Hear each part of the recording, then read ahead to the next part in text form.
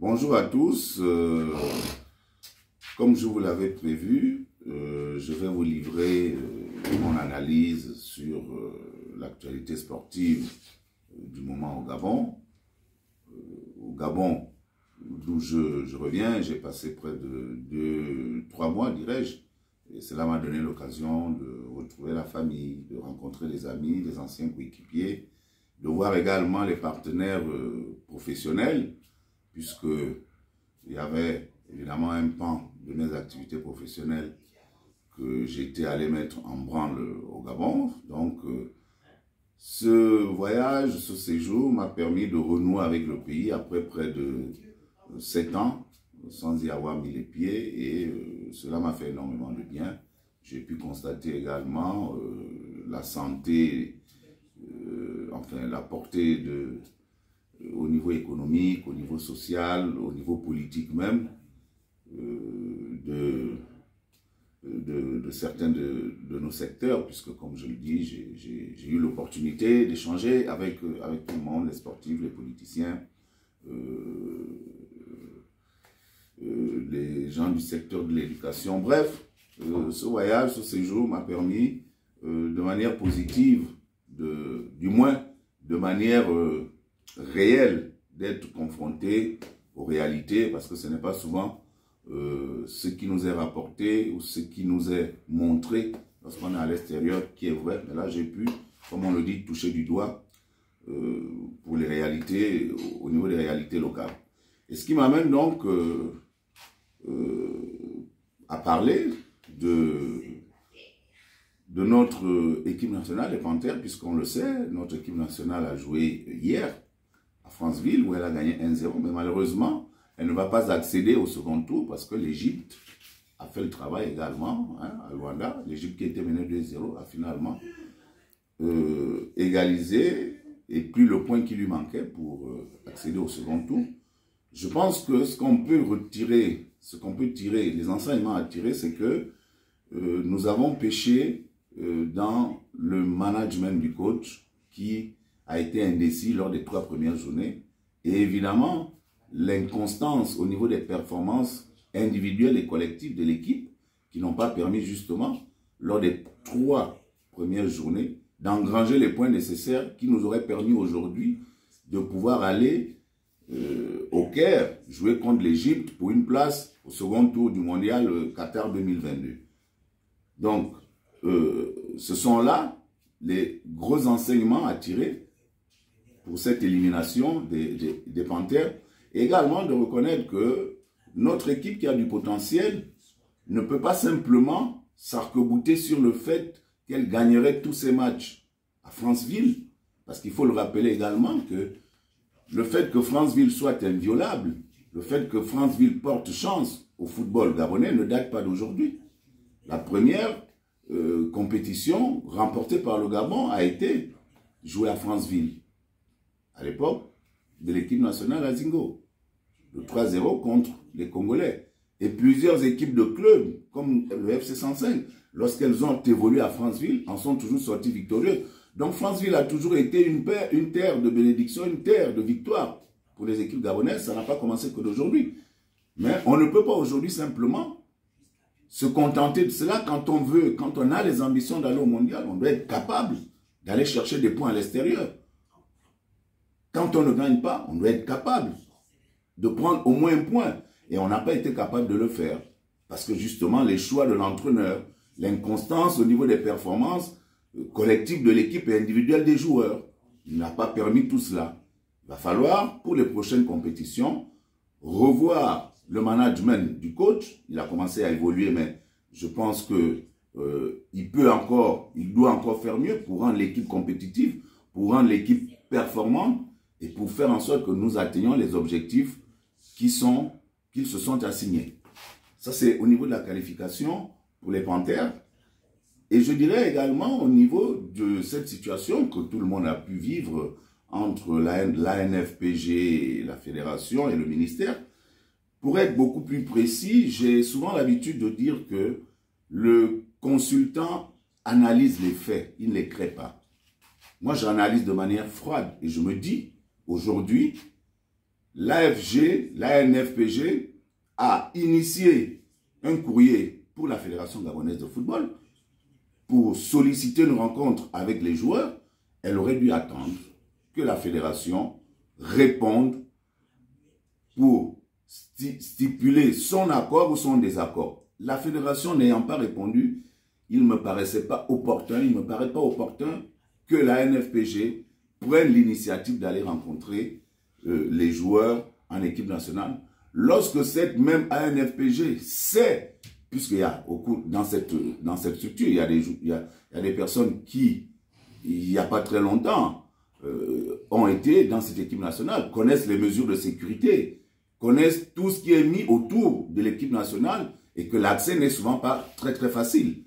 Et il est également, d'une autre manière, il leur aurait été possible également de contacter, ce sont les anciens coéquipiers, ils ont des numéros de téléphone de leurs anciens coéquipiers. Pourquoi ne pas avoir appelé Pierre-Emerick, Bruno, Didier, Mario, pour justement déjà leur indiquer la volonté qui était la leur et de faire en sorte que tout le monde puisse tirer vers la même direction. Cela n'a pas été fait, c'est bien dommage. Et puis évidemment, on ne peut pas rester insensible à la réaction disproportionnée. On les a refoulés. Il n'était pas, de ce point de vue, opportun de faire un contrôle, de les amener au commissariat et de les garder pendant un jour. Ce n'était pas bien et on n'avait pas besoin de cela. Malheureusement, cela a été fait. Cela a été fait et ça a donné la communication ou l'effet, l'envergure que nous connaissons tous. Donc ça a été présenté aux yeux du monde entier. C'est bien dommage pour notre football, c'est bien dommage pour ces deux entités, Fédération gabonaise de football et ANFPG, qui forcément à un moment donné sont obligés de s'asseoir sur une table, de parler ensemble pour le bien du football des footballeurs. Donc ensuite, il y a évidemment la réaction due à ce que je venais de dire tout à l'heure, la réaction de Didier Ndo Ibrahim, qui également me paraît, même si dans le fond, il a raison, mais Didier est devenu un cadre de l'équipe. Il est revenu à un niveau de jeu très appréciable. Il a démontré lors des dernières rencontres. De mon point de vue, il aurait dû prendre cet avion, aller à Franceville et manifester son soutien en étant avec l'équipe à Franceville. C'est un cadre de l'équipe, personne ne le lui aurait empêché. Et personne n'aurait crié sur lui. Mais en étant en regroupement avec l'équipe et en prenant part à ce match, parce que son attitude, c'est vrai, de solidarité, c'est une bonne chose, mais également d'avoir délaissé l'équipe, cela n'est pas professionnel. Et qu'aujourd'hui, le Gabon est éliminé, mais il faut se projeter vers les compétitions à venir.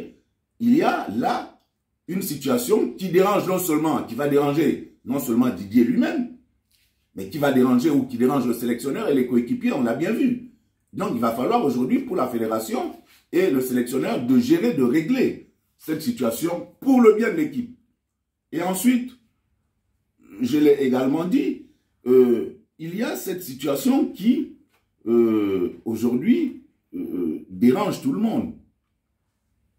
Dérange tout le monde. C'est l'arrêt des compétitions, des activités sportives.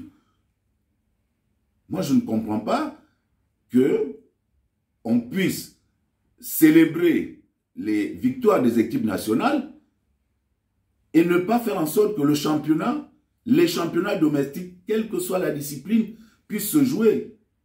C'est incompréhensible, c'est indéchiffrable. Et j'ai même envie de dire que ceux qui ont la responsabilité de faire en sorte que ces choses puissent repartir, mais qu'ils le fassent, parce que c'est de leur devoir. Parce qu'aujourd'hui, le président de la République a annoncé qu'il veut faire du Gabon un pays de sport. Mais comment peut-on faire du Gabon un pays de sport lorsque pendant 2 ans, il n'y a aucune activité sportive, alors que dans les autres pays, on a mis des protocoles sanitaires en place, on a pris des mesures qui sécurisent toutes les parties, mais les compétitions se jouent. Moi, je n'arrive pas à comprendre, comme diraient certains, c'est quoi le projet? C'est quoi le projet? Lorsque l'équipe nationale gagne, on voit le ministre des Sports célébrer. Et là encore, je fais une petite parenthèse. je pense que également, le ministre des Sports, toute raison gardée, peut faire mieux que ça. Que la célébration vienne des joueurs. Oui, parce qu'ils sont sous pression, ils ont produit des efforts, ils sont contents d'eux-mêmes, oui, mais je pense que le ministre des Sports peut faire mieux dans sa communication, que ce soit sur les réseaux sociaux, que ce soit dans les célébrations.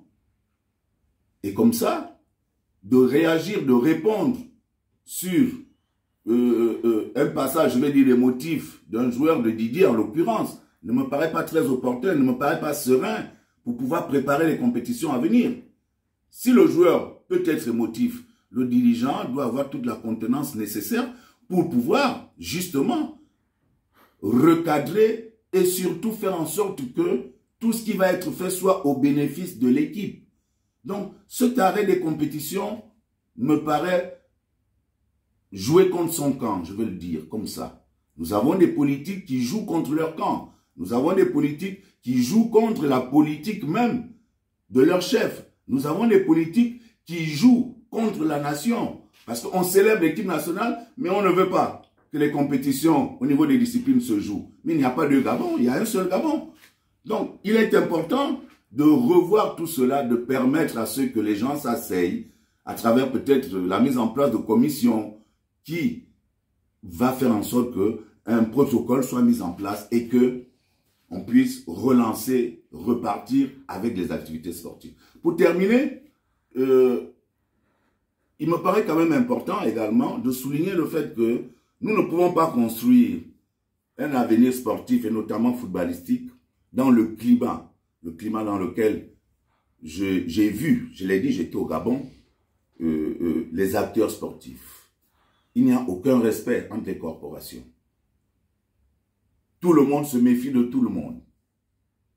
Il n'y a aucune humilité.